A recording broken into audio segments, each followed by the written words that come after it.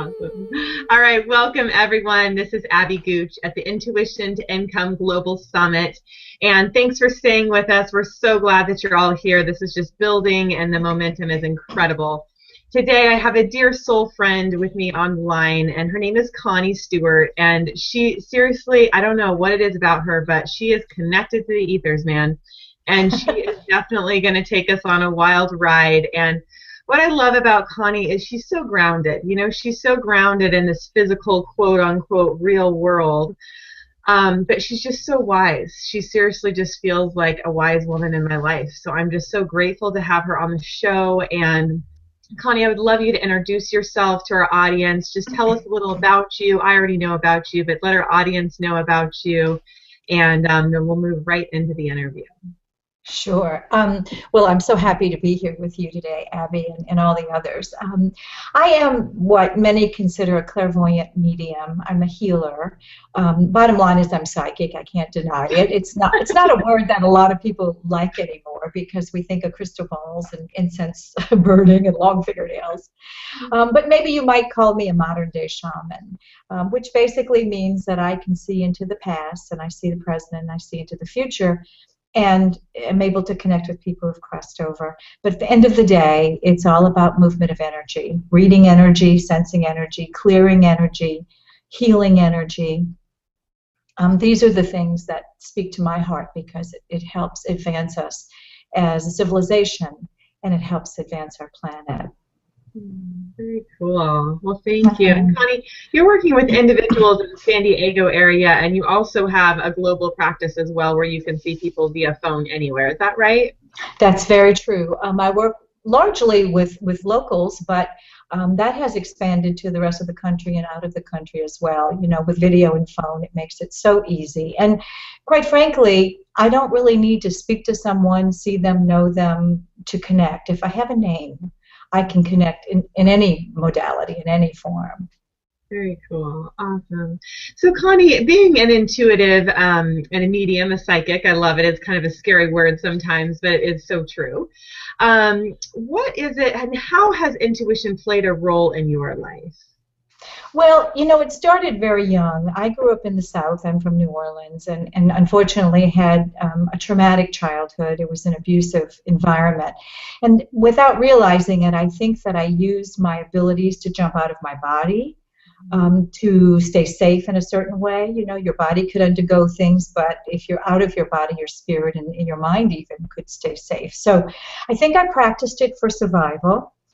Very, very early as a child, but didn't realize I was doing it and thought everybody did it, and didn't know that there was any difference about the way I perceived my world, probably till I was into my late 20s, maybe 30s. And then I began to not like it so much because I picked up on a lot of things that were going to happen.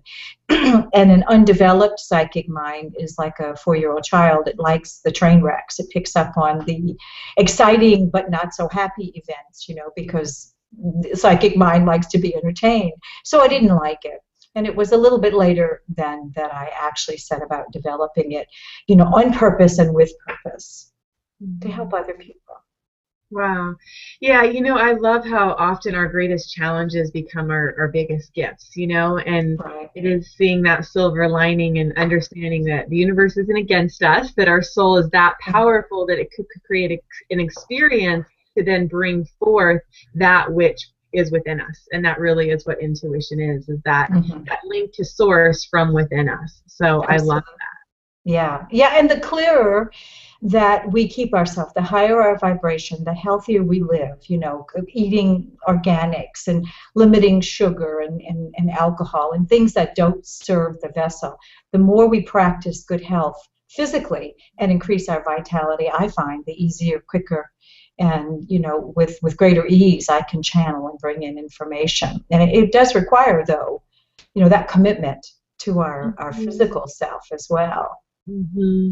Yeah, I was just talking to Jennifer Jimenez before you on a previous interview, and she actually does something called Transcend Dance, which is about dancing and being in your body, and we both agreed that it really is to be very intuitive, it requires that physical, as you're saying, vitality and health, that really allows us to be that vibrance, keep those channels clear and open. I work with something called the chakra system, which I'm sure you're familiar with, and just keeping our energy clear, is so vital. Right. Well, very often when I work with private clients, I do what I call chakra readings. And, there's so many ways you can check into a person's energy to see what's going on. But when you look at each chakra one by one by one, you can see what's going on, how open or closed it is, what the trauma that may be held there is all about, and then clear it that way, because the chakras, in my opinion, should run like a river. From top to bottom, it should just flow. And when we get stuck and stagnant and traumatized, it's like putting little dams up in the river. So we got to clear those dams for vitality. Yeah. Oh, I love that. So true. So true. So, Connie, how do you connect with your intuition? Is there a certain process you use to just link in and connect to that? Well, in the beginning, when I first started to formally use it, I did a lot of things that I read about, because I thought, well, this is how you do it, right? You get your crystals out and you sit in, meditation, and you put the music on. But, that all really kind of got in my way. And so the truth is, I close my eyes and I'm there. It's very fast for me now. It wasn't always so fast. But again, practicing spirituality and keeping the vessel clean and healthy makes it so much easier. So now I just, I call it forth. I just ask for what I want to know, and I get it. I get it. I feel very blessed. It's right there. Mm-hmm. The bridge, let's say the bridge, the bridge between the human and the other world, that beautiful etheric bridge, the bridge gets shorter as you use that muscle. So the bridge is very short for me now. Mm-hmm. Yeah, so people who are just starting to get connected with their intuition, what would you advise them to start to create that bridge and that connection point? Well, the first thing I would say is that all of the answers are there. And I have a visual that I like to share, and I'll share it with you in the audience today. And that is, if you think of a catcher, a baseball catcher, and the mitt that he wears for catching, and it's sort of webbed. If you ask your question and then visualize putting your glove up in the air, raising your arm and putting the glove in the air, and it's wide open, but it's webbed, the answer will slam right into it. So the first and most important thing in the beginning is waiting. Ask your question and then be patient. Don't rush to an answer just to please someone else or yourself, or to appease that 4-year-old psychic mind we have. So waiting for the answer, being patient. And then over time, focus then gets developed by practicing patience. So asking a question, putting the glove up, and being patient. And then trusting what you hear, even if it's goofy sounding. Mm-hmm. Yeah. Yeah, I love that.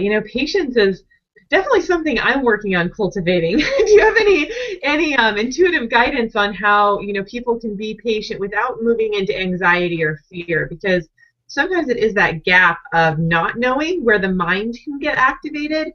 So where could you take them? I mean, I always tell people to go to their heart, but where could you take them in consciousness that would allow it to be really easy transition as they're waiting to cultivate that patience? Well, that's a great question, and I think I have an answer that will appease the busy minds, and that is, and I used this myself in the beginning, I would picture a whiteboard like you'd find at the conference room in your office, and I would see all sorts of writing on the board, and then I would see my hand pick up the eraser and erase it all. And then I would be quiet. And then I'd see, as my thoughts were moving around in my head, I'd see little words start to form in the board. I'd pick the eraser up and I'd erase it again. So I kept myself busy erasing my thoughts until they really stopped showing up on the board. And usually by the time they didn't reappear, I was really ready to hear. Mm-hmm. Mm-hmm. Yeah. Yeah, I guess it is about being receptive, isn't it? Ready to hear. Ready to hear the answer. Yeah. And it, some people don't hear. I mean, I literally hear information. I see videos when I close my eyes, but everyone is different. So some people may get just simply the essence or the feeling of the answer. Some people might just know the answer. There's all forms of of being psychic, if you will. And some people might smell something or have a taste in their mouth, and that leads them to an answer. So, it's also being open and not putting ourselves in a box about how it's supposed to happen. Yeah, I love that. Connie, I know that you actually came from a different background and were able to start building your business in this way, in this healing art form. Can you kind of talk about how your transition was? Because you're so connected now and you're able to access information so quickly. Can you talk about your transition from your old job, your corporate job, into now having a business, and how you were able to start creating an income, and what guidance you followed, if that was your intuition or what that was? Well, certainly I was in corporate America for many years, and I did I was married and raised a child, and, all of the traditional things. And while that was okay, I always knew there was more, and I called it creativity, not even fully realizing it was my intuition. Excuse me. So at one point, I left corporate and I decided to take a part-time job so that I could have some real income, quote unquote, coming in, something solid, something steady. I think a lot of us can relate to this. Yeah. And then I said, okay, I'll commit to the other half of the day, developing my abilities, doing readings, practicing on people, willing guinea pigs, which there were always plenty of wonderful people who allowed me to practice on them. But then I realized that even working part-time was taking too much of my time, because even a 4-hour-a-day job turns into 6 by the time you get up, get ready, get there. So I was tired when I finished that, and I wasn't devoting it. So there was a day when I said, I have to trust, and I have to jump off the pier. It's scary, but I have to do it. And nothing in my bank account said it was wise to do it. And when I say nothing in my bank account, I'm not kidding. Nothing in my bank account. That's really a play on words, but it's true. But I did it. I made the jump. And when I jumped, when I actually fully committed, when I said, Spirit, I'm doing this, I'm trusting that I have a calling, I have a purpose, and that the gifts that I offer are not to be brought to corporate America per se, not in the way they're hiring me.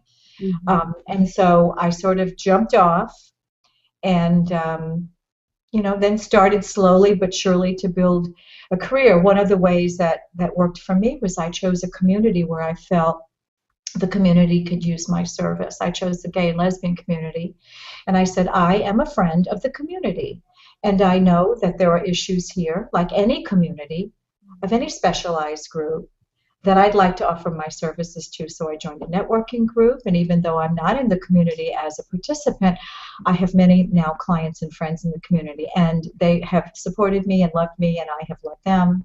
And it's been a lovely connection because I chose a group to focus on. So I did my marketing was, to that group. I showed up to the meetings. I went to a lot of community events. I offered my services when they were doing raffles. I did all kind of fun things. And so then, of course, it's grown, outside of that community. But what a great place to start. People who are saying, you know what, yes, we want to understand more about ourselves, about our life, about our community. So, and then it just took off after that. Wow. I love that you found a community, because I feel like that really is the missing piece for a lot of people, is they have these amazing gifts and then it's like, well, who did this serve? And so the fact that you felt the calling and then felt called to serve a certain community in business, as you know, we call it a niche or a niche. Right. But I love just the word community, that you reached out to the community and it was a link, it was a connection. And, I want to mention, you want to have your team, right, that works with you, and then the community that you serve. So maybe for, everyone watching this show to start to think about, where can your gifts serve? What area, what community can your gifts be of service to? And Connie, you're such a perfect example of saying, hey, this is what I do. This is who I am. I see there's a fit here. I'm here to serve, and that really is when selling does become a service, because you're giving them something that they want and you're getting to share who you are. Yes, right. I think it was a win-win all the way around. I mean, you're right. I got to be me, and I didn't have to pretend to be the corporate, sales and marketing gal anymore. I could really stand tall in what I think I do best, and I say, how could I get so lucky? I love what I do. This is not work for me. Every session I do, whether I'm clearing a space, I do a lot of work for realtors, and when they're listing homes, I go in private homes. When I clear a space, I'm reading the home. When I clear a person, I'm reading the person. It's like reading the novel of that person or that property every time. How could I ever be bored? I mean, I read many novels every week. It's quite exciting. Yeah, that's awesome. I love that. That's so great. That's so great. So, Connie, in your practice of serving this community and being who you are, what are the miracles that you've seen happen in your business and in your life as you've been following your intuition? Wow, that's a big question. There's so many. I There's so know. many. The most recent biggie that was a personal situation for me is I had done a lot of work for one client, and it was very big. And right after that work, I developed spontaneously, so they say, a hole in the retina of my right eye. And it was very scary because, a hole in your retina is not something you hear about on a regular basis. So I found a doctor, a specialist, who absolutely scared me to death. I left crying every time, and I just kept saying, Spirit, I am on a mission to see the goodness of men, since I came from a father who could not be that. My whole life, I've, especially the last many years, been looking for the goodness in men. It's that's my side calling. So this not so nice doctor with a horrible bedside manner who said, if you don't do something soon, you'll lose your vision. He scared me, and I prayed and all of that, but it was still upsetting. Well, one day I had another symptom that I needed to go in quickly. My doctor wasn't there, and I got to see this lovely young Dr. Scaff, who was new to the office. And when I walked into his room, he hugged me. A stranger, a Western medicine doctor, hugged me and said, welcome. Long story short, the $7,500 cash discount price I had been quoted 2 weeks before, because at that time I had no vision insurance, this doctor said, that's ridiculous. And he made some calls, and he did this and he did that, and he came back into the room, and long story short, he said, I'd like to do this procedure in the office instead of the hospital. And you know what? I don't think we need to charge you $7,500. He said, I think $200 ought to cover it. Wow. And I was blown away. I have goosebumps telling you the story. Long story short, we did the procedure. It's very, they have to stick needles in your eyeball to put a gas bubble behind your eye. You have to lay down flat for 7 days, flat, like on a massage table, 24/7. So the gas bubble heals the hole. But the point I'm getting to is that when all was said and done, he said to me, Connie, I've never done this procedure in an office. You were my prototype. And since then, he's done many, for mostly women for some reason, and he charges next to nothing for it. Not because he's giving it away, but because he understands, that something that comes up that's an emergency. Not everyone has $7,500 laying around cash that they can just go in and put on the table. I think that he was actually is of an angelic form, and that he came to show me the goodness in men. He didn't know me, but he offered me the very best he could. And one last part of that is my cat, Rue, who was a big orange tabby, laid on the massage table with me for those 7 days, got up only to eat and go to the bathroom.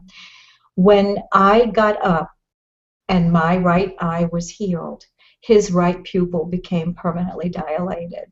I firmly believe he absorbed some of the trauma. And my eye doctor, my Western medicine eye doctor, agrees. Isn't that incredible? Wow, I hope the cat gets healing too. Well, we've worked on him, and I think he's 15 years old. He's okay doing it for me. He's very magical. We have a great connection. But, so the story for me had a lot of big and little miracles all rolled up into it. Yeah. And my eye is fine. I had complete healing.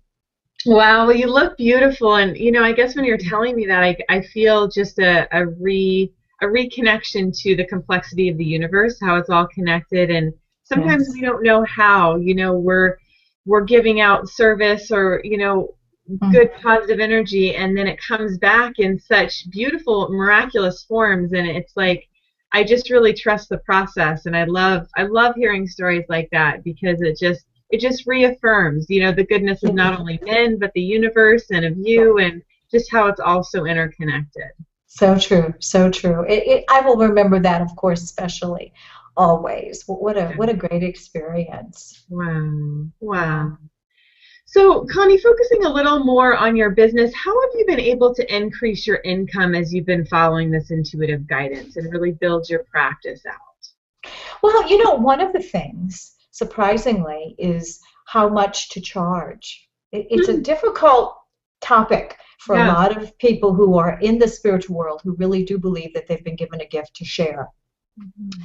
Maybe because I have corporate background, I jumped in at a certain place and I felt fine about it. But it took me many years to realize that actually what I was offering was at a higher value.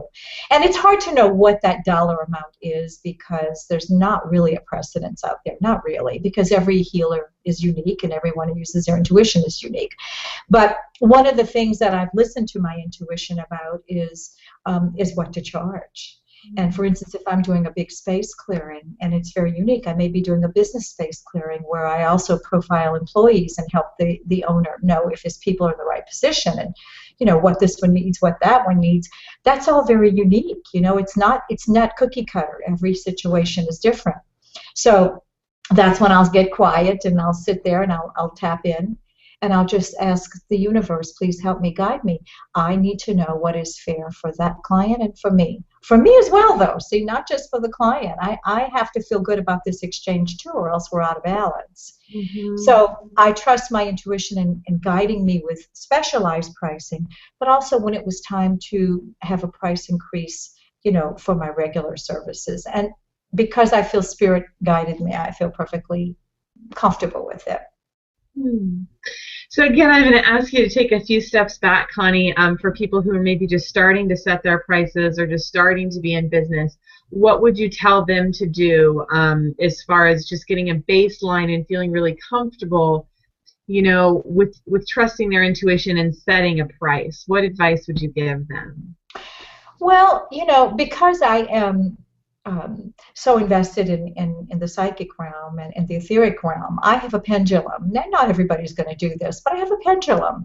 And, you can create your own little graph with different numbers on it. And now you're tapping into your higher self, so your higher self will never guide you wrong.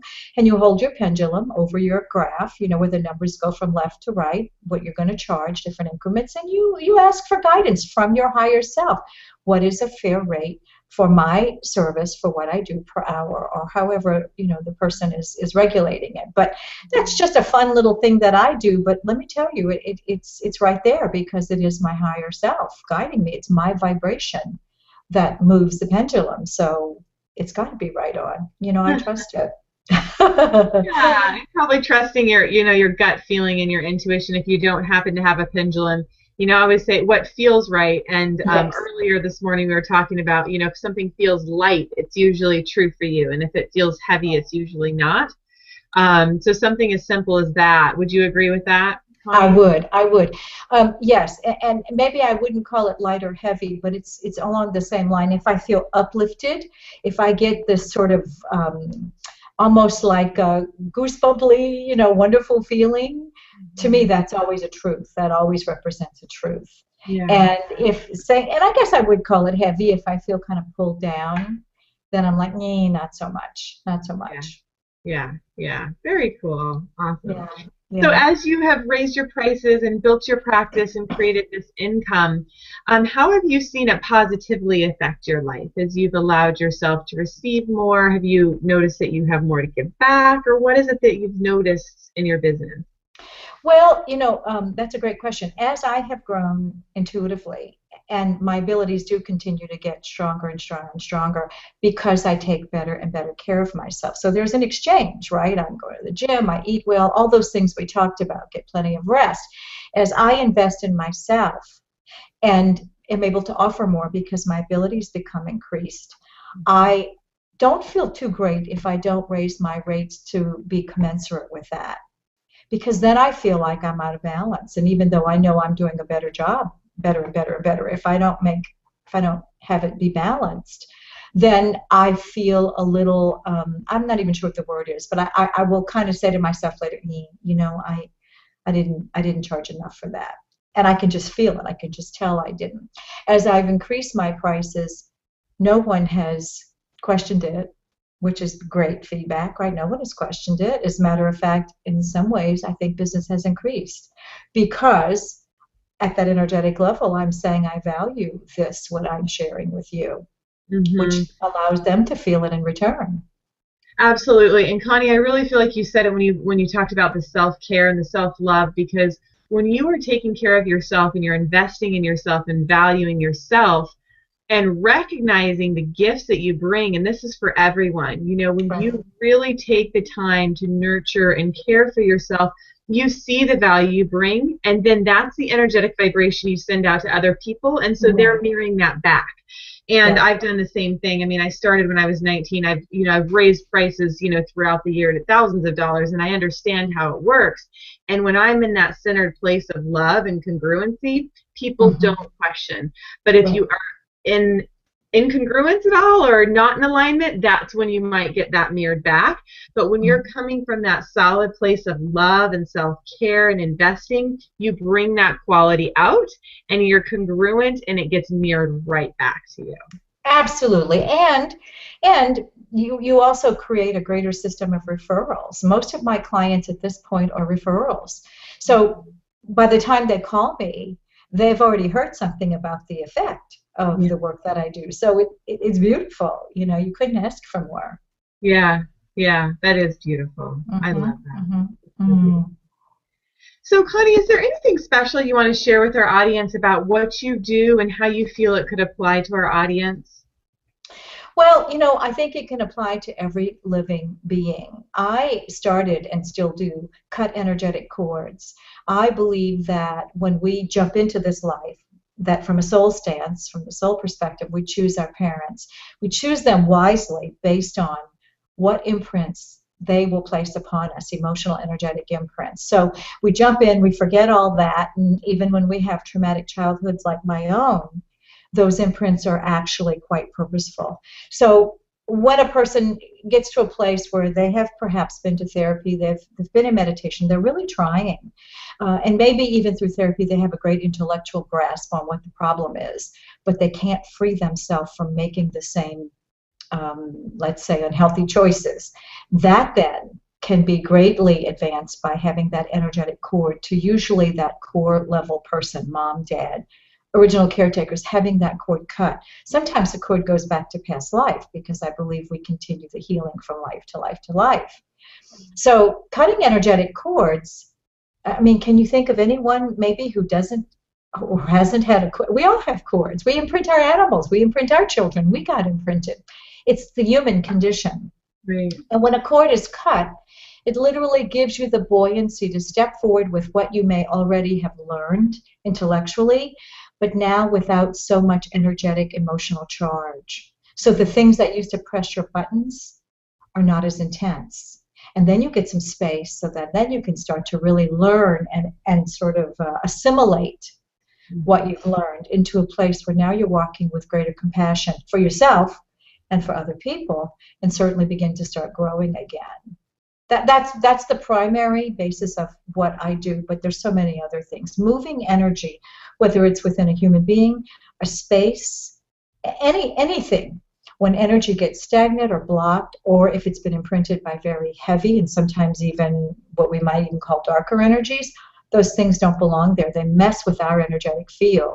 So sometimes I have to clear what I call entities from people's energetic field. These are energies that really don't belong to them.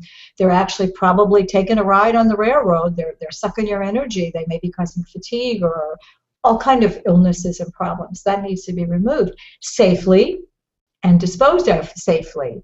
You know, a lot of people dabble in this, but if they're not grounded and they don't know how to take care of what it is they're removing, they could cause more problems than they solve. So it is important, and thank you for the compliment you gave me early on about being grounded. That's the thing I feel most proud of, even though I know I have many, many gifts. Being grounded is probably the biggest challenge. It is. Anybody who is, developing their intuition or naturally intuitive or whatever, wherever level you're at, I would absolutely say being grounded is probably one of the most challenging, but the best thing you can do for yourself, because you are opening to such high frequency energies. To stay in your body and grounded will get you a long way, for sure. Yeah. Connie, I'm wondering, as far as cord cutting, can you explain that a little bit? Because, you are releasing the energy, but you're not, I don't know how to say, you're not letting go of things that you need. It's not like you're disconnecting, but you're more like releasing, if you want to describe that a little bit. You kind of already did, but in detail a little bit more so they know the difference. Yeah, great question. So if I were to look into someone, usually within the first 5 minutes they're with me, when I close my eyes and I connect with their energy, I can feel right away where the biggest cord, and there may be many, but where the biggest cord is attached. Excuse me. And usually it will be mother or father, and so I will bring that to their attention. And so it's usually not a big surprise to them because they know that they have perhaps a difficult relationship with that person. Sometimes, however, it is a surprise. It's very secondary, it's very hidden and buried, but it still regulates their life and some of their maybe poor choices. So I like to think of it this way, Abby. When you cut a cord, it's like removing an energetic anchor from your ankles. You've been walking through life, have a job, relationship, all that stuff, but it's a struggle. So if we remove this heavy weight, all of a sudden now the movement you make is more fluid. It's not as heavy. You don't go forward 2 steps and back 3. You're continuing to go forward. It doesn't erase your past because, as you said, your past serves a purpose. And you need your past because it's what you jumped into to continue your healing. So it doesn't erase that. But if you no longer have your buttons pressed or feel that energetic charge, say when you're around an ex, let's even use an ex relationship. You don't want to run into him. Oh my God, you don't want to hear that he's got a new girlfriend or she's got a new boy. Once the cord has been cut, you can be in the presence of that person, still acknowledge whatever happened, good or bad, and it's actually all good, without getting sucked in, without going to that crazy thinking in your head, like, I'm going to drive past his house, or I'm going to, do this or do that. You don't go there. You're released from that. And then it gives you the space and the freedom to say, okay, now why did I pull that in? Why did I attract that? The law of attraction is alive and well. There is no way that I can say that I didn't attract that because I did. Vibrationally, I did. Why? You can't figure out the why so much when you're still so sucked in, but when the cord is cut, now I can breathe a little bit. Now I can say, oh, there is a reason. Yeah. Okay, let me look at that. Let me do some more clearing so I don't repeat it. Pull in a new person with a different pair of pants. I want to clear this. That's cute. Yeah, the word that comes to mind is neutralize. You just kind of neutralize the energy so you're in control of it, per se. It's not running you, Perfectly said. I like that. Yes, I would agree. Very cool. That's awesome. I love that. Well, what a great gift to be able to do that for people. And it's so empowering, when you can see something for what it is and then choose consciously how you want to move forward in that. That's really beautiful. It's a lot of fun. I really like working with couples. When I work with couples, we take each one and we look for the cord. Now, and they're the presence of their mate. So it's very healing for us to sit with someone and realize that there's something behind that behavior. They're not just spoiled or having temper tantrums. There's something that's really hurting them and bothering them. It creates a lot of compassion. So you discover what the cords are while they're sitting together, but individually. And then it gets woven together. Now, Mary, I can show you why you pulled in Bob. This is perfect. You are perfect for each other, even though you've been at each other. Look at the perfection of the dance. Now let's cut these cords and let's continue to move forward in a healing way together. It's really gratifying.